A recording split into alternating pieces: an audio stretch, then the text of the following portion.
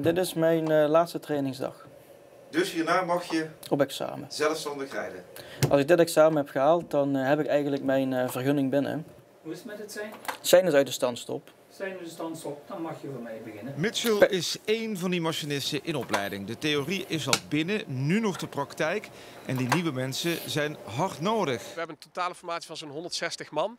Kandidaat-machinisten, die groepen die bestaan al snel uit 8 tot 12 mensen. Dus dan kan je het wel hebben over tientallen. Wilde jij vroeger ook altijd met treintjes?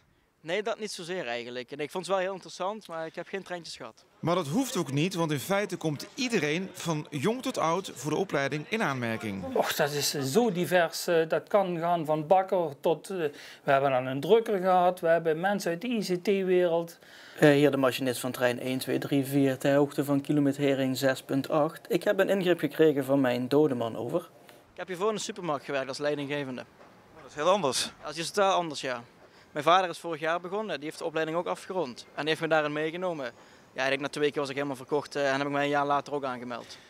En mede daardoor is er straks geen tekort meer aan personeel bij Arriva.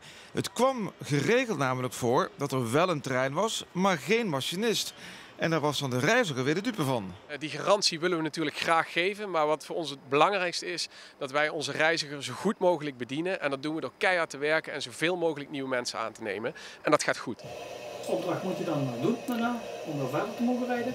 Als ik langer dan 2 minuten heb stilgestaan op de vrije baan, dan moet ik weer toestemming vragen aan de treindienstleider of ik weer verder mag rijden.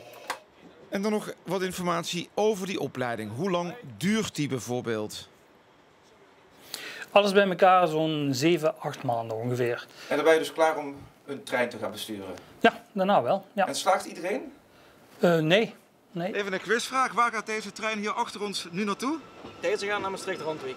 En dan komt hij via welke stations? Via heel de Woonboulevard, Voerendaal, Klimmen-Ransdaal, Schin-op-Geul, Valkenburg. Dan komt Meersen, dan komt Maastricht-Noord, dan Maastricht en het eindpunt Maastricht-Randwijk. Nou, geslaagd. Proficiat. Dankjewel. Nou ja, 1 stationnetje was hij vergeten. Dat van Houten-Sint-Gerlach. Maar dat zullen we hem dan maar vergeven. En de X-Ray 90 is, u controleert of er zich mensen langs het spoor bevinden. En koppelt dat aan mij terug.